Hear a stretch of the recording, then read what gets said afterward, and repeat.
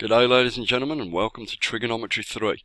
To use trigonometry to find a side or angle in a right angle triangle, we have to substitute the information we have into the right trigonometric formula and then solve the resultant equation. Because there are three places we can put something in a trigonometrical formula, we have many ways of solving and finding the different variables depending on where they appear. Now then, let's say we've got this angle here and that's 37 degrees. I'm going to jump straight into a couple of examples for you. We're searching for this side over here. We're going to call it X, and we know that the bottom side here is 10 centimeters. Now, first step to finding out what that side is, what the X is to label our sides correctly. Now then, we've got the side opposite the angle, that's the opposite, so I'm going to write OPP there. We haven't got the hypotenuse, that's the longest side, the other side to the right angle, but we have got on the bottom there the adjacent, the side next to our angle there. Now then, if we remember our SOHCAHTOA, sine is opposite over hypotenuse, can't be that. Cosine is adjacent over hypotenuse, can't be that. We've got tangent, the opposite and the adjacent, so I'm just going to write my formula first. Tan theta, that's our angle, is the opposite over the adjacent. Now it's good to write in your formulas at the start of all your questions, so then all you've got to do is a little jigsaw puzzle underneath, and it helps you make sure you're getting the right things in the right places. Okay, now let's time to substitute in my values. Tan theta's our angle, that's 37 degrees, so I'm going to write 37 degrees equals the opposite, that's X, over the adjacent, that's 10 centimeters, so I'm going to write 10 in here. Now then, we've got to get that X by itself. What's happening to it at the moment? Well, we can see that we're dividing by 10. We've got to get rid of that to get the X by itself. What we do is we get that 10, it's being divided by 10 at the moment, because of that fraction there. We've got to multiply up to get it in front there. We've got to multiply both sides by that 10.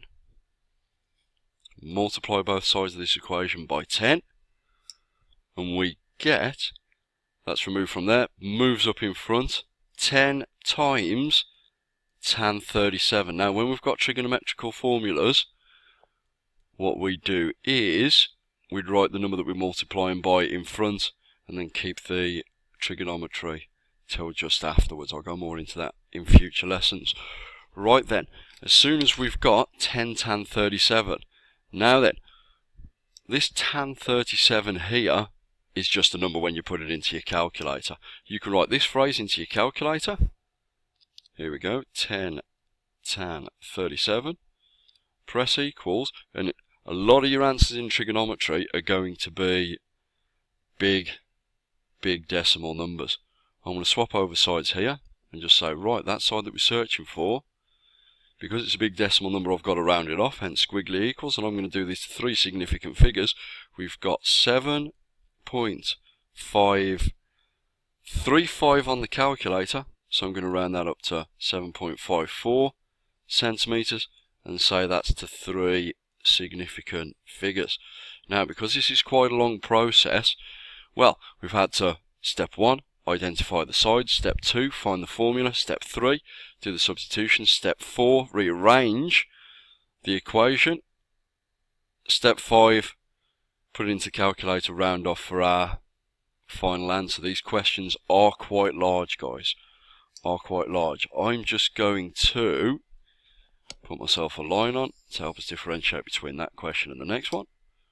Give myself a little more room. We're going to try the same kind of process. I'm going to change where the angle is though,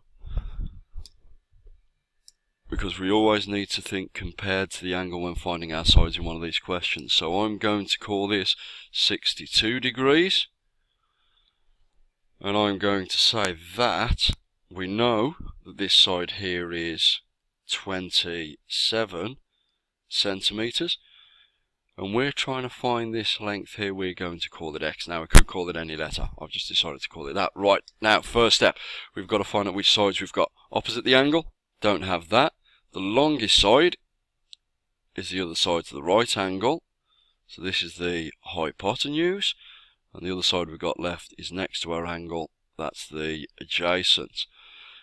Now then, got to work out which trigonometrical formula to use. The one with the adjacent and the hypotenuse is cosine. So I'm going to write cos theta equals adjacent over hypotenuse. Right then, now time to substitute in the right numbers. Cosine 62 degrees equals adjacent, that's x, over hypotenuse, that's 27, x over 27, and as before, we're going to get this 27 and bring it up in front of our trigonometrical identity there. Right, so I'm going to multiply both sides by 27, which grabs that and moves it times 27. There we go. Right, when we bring that up, it appears in front of our trigonometrical identity, sorry. So we've got 27 cosine 62 degrees equals x. Now then, I can bring this x to the left. As soon as I've got a phrase like this, I can put it into the calculator. It's going to be a big decimal, so we've got to round off yet again to 3 significant figures. Here we go, 27 cosine 62. Now then, we've got 12.67 on the calculator, so I'm going to round that off to 12.7. Units in the question are centimetres. That's what we're using here to 3 significant figures.